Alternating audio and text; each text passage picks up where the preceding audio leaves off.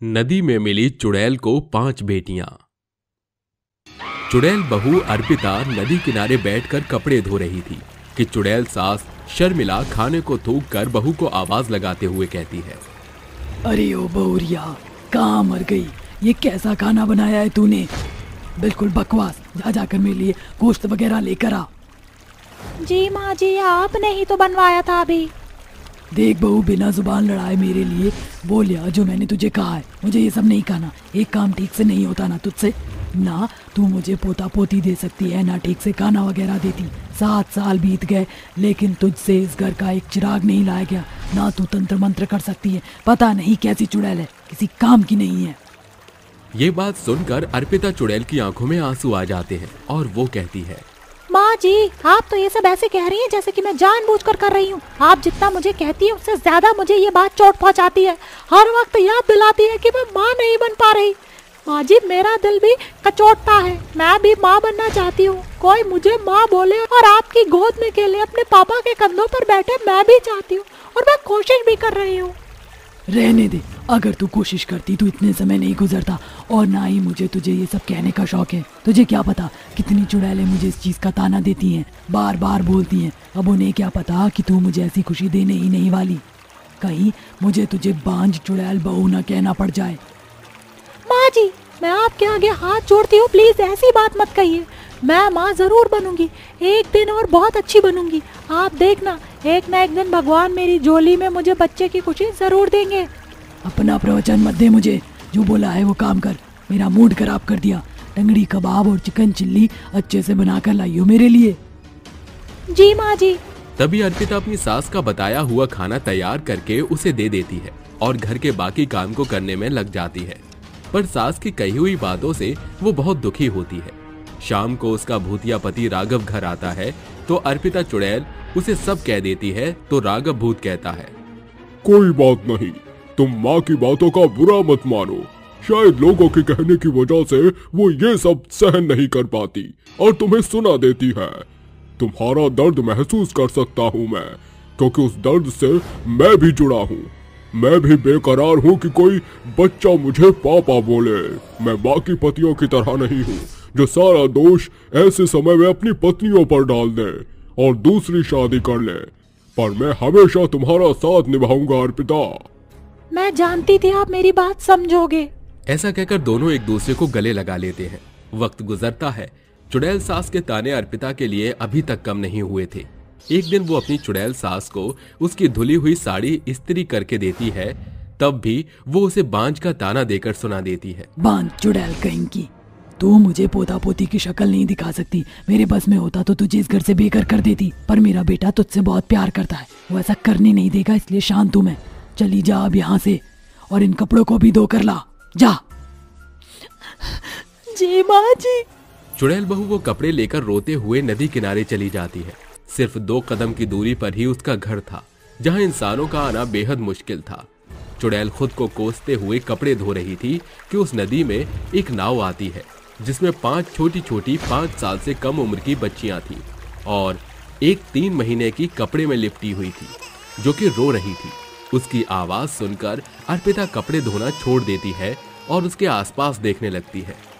अरे ये आवाज कहाँ से आ रही है? कोई बच्चा रो रहा है, मुझे देखना होगा। अर्पिता चुड़ैल थोड़ी और आगे जाती है जहाँ उसे वो बहती हुई नाव दिखाई देती है जहाँ 5 बच्चियां रो रही थी। आगे झरना आ गया था। उन 5 बच्चियों की जान खतरे में थी। ये क्या? उन 5 बच्चों की जान खतरे में है? मैं ऐसा नहीं होने दे सकती। मुझे कैसे भी करके उन्हें बचाना होगा। पानी के बहाव से नाव बहुत जल्दी जल्दी आगे जा रही है, क्या करूं? तभी अर्पिता आसपास देखकर एक हुक वाले कांटे में रस्सी को पेड़ से बांध देती है और जोर से सावधानी के साथ उस नाव की ओर फेंकती है। हे महाकाल, वो बच्चे सुरक्षित हों, मेरा फेंका हुआ कांटा उन्हें ना लगा हो, नाव रुक चुकी हो। अब मुझे सावधानी से अपनी ओर खींचना होगा। तभी धीरे धीरे अर्पिता उस नाव को अपनी ओर खींचकर 5 बच्चियों को उस नाव से बाहर निकालती है जहां 5 बच्चियां रो रही थी और एक बच्ची 3 महीने की अर्पिता के गोद में थी। ले ले ले ले ले, क्या हुआ? तुम रो क्यों रहे हो? तुम यहाँ कैसे आए? बोलो बेटा। हमें नहीं पता, बहुत लाज लाई है दीदी। 5 बच्चियां एक साथ रो रही है। अरे अरे अरे, मैं कैसे संभालूं? राघव जी, राघव जी जल्दी आइए। तभी राघव आकर उससे पूछता है, पर अर्पिता पांचों लड़कियों को अंदर ले जाकर उसे सब कुछ बता देती है। तभी भूतिया राघव कहता है, अर्पिता, ये बच्चियां तो इंसानों की हैं, हम भला इन्हें कैसे पाल सकते हैं? मेरी माँ तो मानेगी ही नहीं, क्योंकि ये हमारी भी नहीं है। तुम क्या करोगी इनका? राघव जी मुझे लगता है किसी ने पांचों बच्चियों को मरने के लिए नदी में जानबूझकर ऐसे छोड़ दिया। मतलब इनका कोई नहीं है और ये मुझे मिली। इसका मतलब भगवान ने मेरी सूनी गोद भर दी। अब इन पांचों बच्चियों की परवरिश मैं आपके साथ करना चाहती हूँ। आप करने देंगे ना? मैं तुम्हारे फैसले से खुश हूँ, पर माँ नहीं मानेगी। मैंने तुम दोनों की सारी बात सुन ली। एक बात बता बहू, जब तेरे पास शक्तियाँ थी तो तूने इन बच्चों को ऐसे क्यों बचाया? माँ जी, परिस्थिति में मेरी ममता ने मुझसे जो कहा मैंने वो किया। उस समय मुझे अपनी शक्तियों का ध्यान नहीं था। सिर्फ एक माँ अपने बच्चों को बचाना चाहती थी, जो मैंने किया। ओहो, इन पांचों बच्चियों को देखकर तेरी ममता उमड़ पड़ी। पता नहीं किस इंसान की बच्चियां हैं। मैं तो इन्हें नहीं अपनाऊंगी, और पोता भी नहीं है, सिर्फ लड़कियां हैं मेरे पास, तो इसे लेकर भी मत आना। ये कहकर शर्मिला चुड़ैल गुस्से से चली जाती है और पांचों बच्चियां फिर से रोने लगती हैं। टिचड़ी टिचड़ी तानी है। राघव जी, बच्चे भूख के मारे बहुत रो रहे हैं। आप इन दोनों को खिचड़ी खिला दीजिए। ये 5 साल की है, खा सकती है। मैं इन तीनों को दूध पिला देती हूँ। ठीक है। तभी भूत और चुड़ैल अपनी इंसानी बेटियों को खाना खिलाते हैं, फिर उनके साथ खेलने लगते हैं। 3 महीने की बच्ची और 1 साल की लड़की हंस हंस कर दोनों के साथ खेलने लगती है और एक लकड़ी की काठी पर बैठकर खुश होती हैं। वक्त गुजरता है, दोनों पांचों बेटियों के साथ इस कदर घुल मिल जाते हैं जैसे कि वो उनकी अपनी औलाद हो। ये सब देखकर शर्मिला का दिल पसीज जाता है और वो सबसे छोटी लड़की को अपनी गोद में लेकर कहती है, हाय राम, कितनी प्यारी बच्ची है, पूरी गुड़िया लगती है। अब मैं इसे लिए बगैर और नहीं रह सकती थी बहू, इसलिए मैंने इसे ले लिया। मैं जानती थी माँ जी, एक दिन आप इन बच्चियों को अपनी पोती के रूप में अपना ही लेंगी। माँ, पीहू बहुत नटखट है, देखो तुतला कर बोलेगी। इसे बुलाओ आप। पीहू बेटा, दादी से चीज मांगो, उन पर बहुत सारी चीज है। दादी दादी, मुझे टिड्डी चाहिए, दो ना पापा, दिलाओ ना। अरे ये तो बहुत प्यारी है मेरी पीहू बच्ची। मेरी सारे बच्चियों को मेरे पास किया, उन्हें गले लगाना चाहती हूँ मैं। हाँ हाँ माँ जी, लीजिए। अब तो हमारे घर में मैं इधर से उधर कूदती डोलती हूँ। बहुत अच्छा लगता है जब ये चारों इधर उधर खेलती हैं। और ये तो गोद में ही रहती है, सबसे छोटी अनन्या। हाँ बहू। तभी शर्मिला अपनी पांचों पोतियों को गले लगाती है, फिर उनके साथ खेलती है। नजर उतार कर कानों में सोने की बालियां पहनाती है।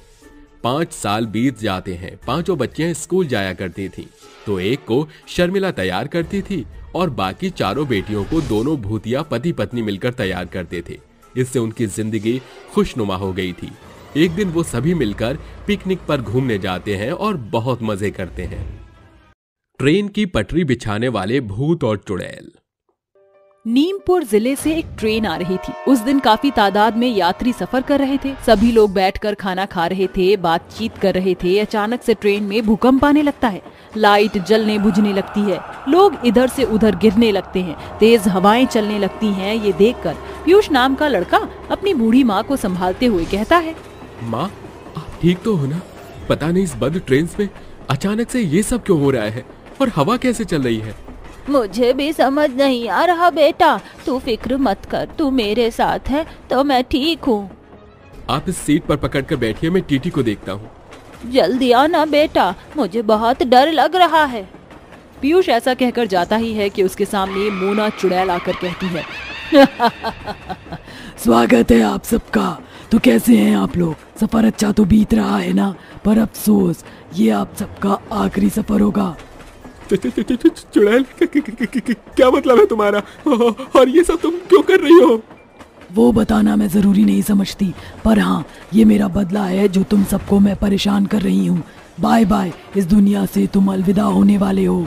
टाइम होता तो मैं गाना गाती, कभी अलविदा ना कहना। भाई साहब, आप इनकी बातों में मत आइए, आप ट्रेन को रोकने की कोशिश कीजिए। पीयूष दरवाजे खिड़की खोलने के सारे हथकंडे अपनाता है, यहाँ तक कि बाकी लोग भी। लेकिन सभी लोग चुड़ैल को देखकर सहम गए थे और पीयूष कहता है, मैंने सब कुछ करके देख लिया, पर ये दरवाजे बहुत बुरी तरीके से बंद हैं। शायद इसकी शक्तियों से। अब क्या, छोड़ो हमें, जाने दो। बेटा मेरे पास आजा, मुझे बहुत डर लग रहा है। आ रहा हूँ माँ, आप डरो मत, कुछ नहीं होगा। बचाओ, कोई बचाओ हमें, बचाओ इस चुड़ैल से, उसने हमें ट्रेन में कैद कर लिया है। कहाँ परेशान हो रहे हो, चुपचाप बैठ जाओ और अपनी मौत का इंतजार करो, क्योंकि आगे जाकर ये ट्रेन एक ऐसी पटरी पर जाएगी जो बनी ही नहीं है और तुम सबका हादसा होना निश्चिंत है। बाय बाय, चलती हूँ। चुड़ैल ऐसा कहकर ट्रेन से गायब हो जाती है, जहां सभी लोग ट्रेन में हताश परेशान बहुत ट्रेन को रोकने की कोशिश करते हैं, पर ऐसा कुछ नहीं होता और आगे जाकर एक बिना बिछी हुई पटरी पर वो ट्रेन तेज रफ्तार में आती है, जिससे उसका एक्सीडेंट हो जाता है और सब मौत के कुएं में हमेशा के लिए चले जाते हैं। ये देखकर वो चुड़ैल बहुत खुश होकर ताली बजाती है। तभी एक चुड़ैल और दो भूत आकर कहते हैं, मोना चुड़ैल, ये सब तुमने क्या किया? इतने मासूम लोगों की जान क्यों ले ली तुमने? मोना, ये तूने बहुत गलत किया। जो हमारे साथ हुआ है उसके लिए हम मासूम लोगों की जान नहीं ले सकते। क्या बकवास लगा रखी है तुम लोगों ने? जानते हो ना, जानबूझकर हमारे साथ हुआ है ये। कितनी कोशिश की हमने, फिर भी हमारी मौत हो गई। बदला तो लिया जाएगा। मोना, बात समझने की कोशिश कर। हमें लोगों की जान बचानी है। जो भी ट्रेन इस पटरी पर आएगी और उसका जिम्मेदार जो है, उसे सबक सिखाकर हमें पटरी बनवानी होगी ताकि हादसे न हो। बिल्कुल, जिसकी ज्यादा गलती है उस रेलवे प्रशासन को इसका भुगतान करना होगा। हमने बोला भी था, उन्हें पता था कि कार्य प्रगति पर है, फिर भी ट्रेन चली, तो अब हमें रेलवे अधिकारी को सबक सिखाना है। सुहानी, तूने बिल्कुल ठीक कहा। तूने मेरी आंखें खोल दी। मुझे माफ कर दो, मेरी वजह से इतने सारे लोगों की जान चली गई, लेकिन अब मैं ऐसा नहीं होने दूंगी। चलो उस रेलवे अधिकारी के पास चलते हैं। चारों भूत और चुड़ैल बिना शक्तियों के थे, इसलिए झट से पहुंचना थोड़ा मुश्किल था, पर मोना चुड़ैल के लिए नहीं, क्योंकि उसने कुछ तंत्र विधियां की थी। इतने में उसी टूटी हुई पटरी पर एक और ट्रेन तेज गति से आती है, जिसे देखकर चारों भूत और चुड़ैल घबरा जाते हैं। ये क्या, फिर से एक और ट्रेन मौत का शिकार होने वाली है। राका, महेश, मोना, हमें रोकना होगा इस ट्रेन को किसी भी तरह। पर ये हमारे बस में नहीं है। चलो लाल झंडी दिखाकर रोकने की कोशिश करते हैं। जल्दी चलो, ट्रेन आ रही है। तभी चारों भूत और चुड़ैल उन्हें लाल झंडी दिखाकर रोकने की कोशिश करते हैं, पर नाकाम होते हैं। तभी एक भूत और चुड़ैल उस ट्रेन के पहले डिब्बे को बाकी के डिब्बों से जुड़े कड़ी को अलग करने की कोशिश करते हैं। ये बहुत मुश्किल है, ट्रेन उस पटरी पर पहुंचने वाली है, जल्दी करो। मैं कर रही हूँ, बहुत ताकत की जरूरत है जो हम में है नहीं। हमें एक ही समय पर अपनी ताकत लगानी होगी। 1 2 3 हाय शा। तभी एक साथ ताकत लगाने पर वो ट्रेन के बाकी डिब्बे को अलग कर देते हैं और पहले वाले ट्रेन में बैठे इंसान को बाकी के दो भूत और चुड़ैल बचाकर बाहर पेड़ के पास ले आते हैं, जिसके बाद उस आगे के ट्रेन का हिस्सा हादसा हो जाता है। अरे भाई, ये क्या हुआ? ये सब कैसे हुआ? मेरी जान आपने क्यों बचाई? आगे बटन है क्या? आगे पटरी बिछी हुई नहीं है, दिखाई नहीं देता। ये किसी ने बताया नहीं कि ये रेल लाइन बिछी हुई नहीं है। आज मेरा पहला दिन है, मुझे किसी ने नहीं बताया। अब रेल के अधिकारियों को हम छोड़ेंगे नहीं, ऐसा ही उन्होंने हमारे साथ किया है। चलो। चारों भूत और चुड़ैल रेलवे अधिकारियों को ढूंढते हुए पहुंचकर उनके हाथ बांधकर घसीटते हुए ले आते हैं और कहते हैं, तुम लोगों की लापरवाही की वजह से जानते भी हो कितनी जानें चली गई और कितने हादसे हुए। आखिर इस रेल लाइन पर अभी तक पटरी क्यों नहीं बिछाई? क्यों काम नहीं करवाया? जो लोग काम कर रहे थे उनकी तो तुमने जान ले ली। अब कुछ बोलोगे या तुम्हें मार दिया जाए? बताओ क्यों नहीं होने दिया? वो पैसे बचाने के चक्कर में हमने ध्यान नहीं दिया। कौन हो तुम? क्यों कर रहे हो ये सब? हमारी आज जो भी हालत है उसके जिम्मेदार तुम हो। भूल गए वो दिन जब नई नई ये रेल लाइन तुमने बनवाई थी और कुछ कमी के कारण इसमें बीच में पटरियां बिछनी रह गई थी? अरे महेश, राका, सुहानी, यहाँ तो रेल की पटरी बिछी नहीं है। अगर ट्रेन आई तो सब मारे जाएंगे। हमें किसी तरीके से बचाना होगा और इस ट्रेन लाइन को पूरा करना होगा। हाँ, तुमने बिल्कुल ठीक कहा। मैं पटरी बिछाती हूँ। शायद हमारे कुछ साथियों ने यहाँ ध्यान नहीं दिया और इन्होंने रेल लाइन बिना जांचे चालू कर दी। मैं रेलवे अधिकारी जी को फोन करता हूँ ताकि कोई ट्रेन ना आए। हाँ, जल्दी करो। वो सब लोग मिलकर ट्रेन लाइन बिछाना शुरू करते हैं। इतने में तेज रफ्तार से एक ट्रेन आती है, जिन्हें वह रोकने के लिए लाल झंडी दिखाते हैं, पर ट्रेन नहीं रुकती और उन लोगों पर चढ़ जाती है, जिसमें से उन लोगों की मौत हो जाती है और उनकी मौत के साथ ट्रेन का भी एक बड़ा हादसा हो जाता है। पर वह अधिकारी इस रेल लाइन के लिए कुछ नहीं करते। उसी हादसे में हम तुम्हारे कारण मर गए और अब इतने लोगों की जान गई है। मन तो आ रहा है इन्हें मौका न देकर मार देना चाहिए। मार देंगे हम अगर इन्होंने ट्रेन की पटरियां दोबारा नहीं बिछवाई तो। बोलो काम पूरा कराओगे या हम तुम्हारी जान ले लें?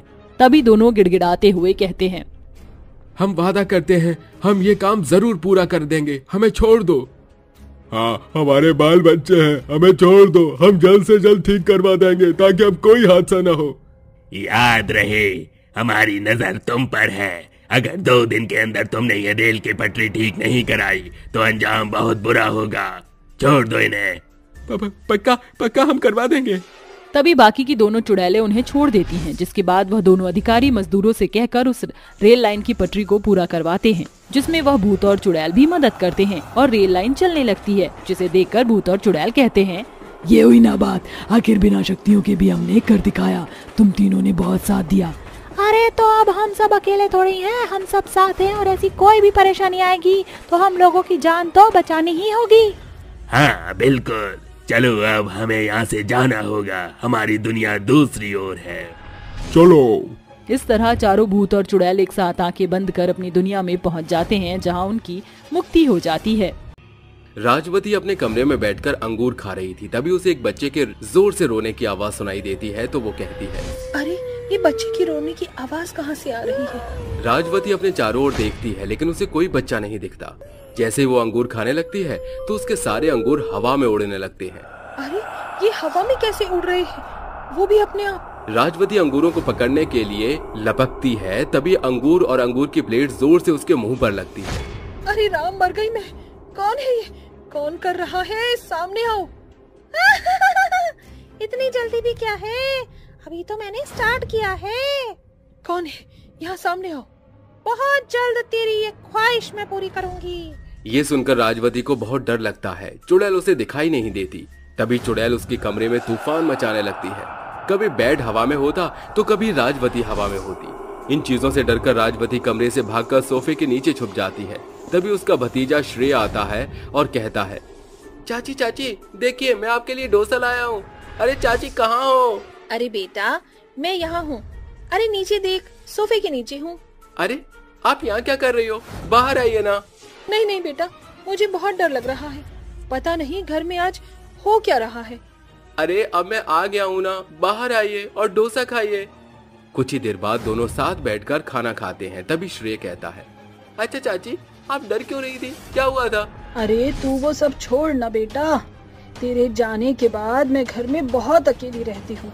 मेरा मन नहीं लगता और डर भी लगता है, इसीलिए मैं चाहती हूँ तू शादी कर ले। चाची आप ये क्या कह रही हो, मैं दूसरी शादी नहीं कर सकता। अरे बेटा इसमें बुरा ही क्या है, आखिर तू ऐसे कब तक रहेगा? पूरी जिंदगी बिताने के लिए कोई तो जीवन साथी चाहिए ना। राजवती जैसे दोबारा से बोलती है तो उसके आसपास की चीजें टूटने फूटने लगती हैं और उसके सर पर एक बांस आकर लगता है।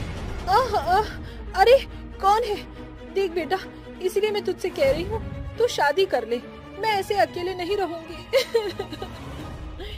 अरे ये कैसे हुआ? बेटा मुझसे वादा कर, तू शादी करेगा। करना बेटा, वचन दे मुझे। अपनी चाची के लिए इतना तो कर सकता है ना। राजवती के झूठे आंसुओं के सामने श्रेय उसे दूसरी शादी करने का वचन दे देता है।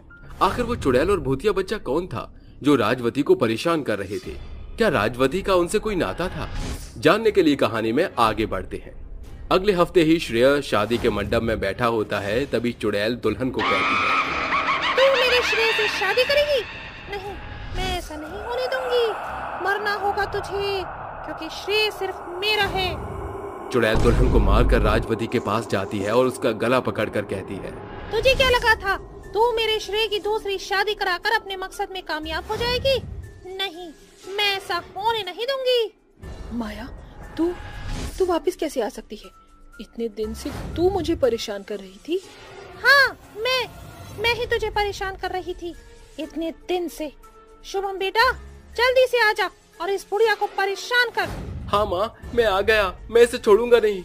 ये कहते ही उस चुड़ैल का भूतिया बच्चा राजवती के कंधे पर बैठकर उसके बाल नोचने लगता है। तभी राजवती चिल्लाती है, छोड़ो छोड़ो, छोड़ो मुझे। माया, ये तू क्या करवा रही है? हटा अपने बेटे को।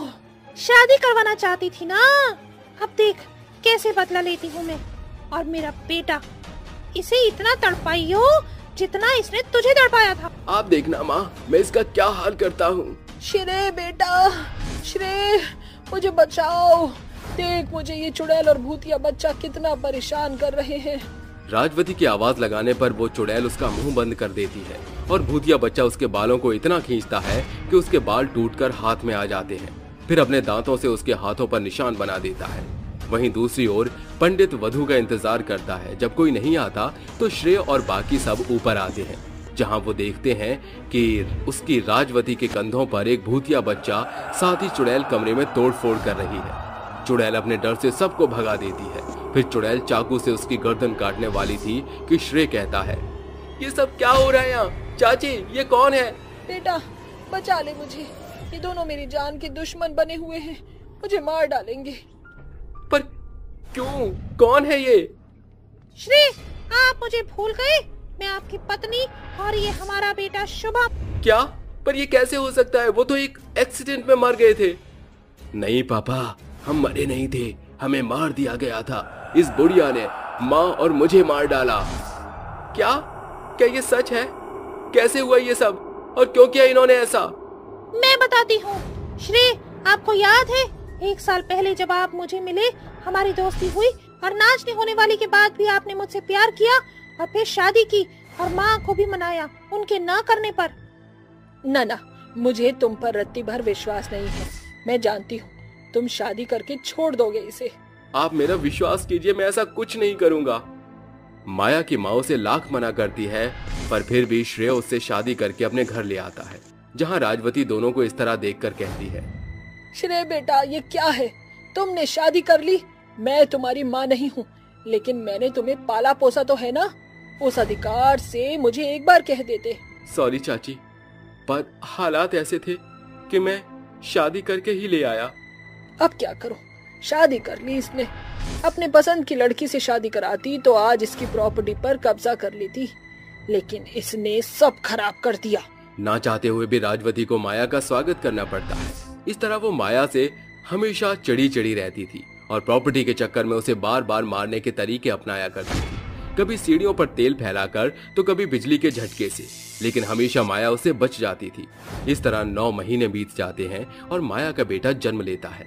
राजवती फिर से उसे मारने की कोशिश करती है, लेकिन वो बच जाती है। ऐसे ही एक दिन श्रेय काम के सिलसिले में बाहर चला जाता है।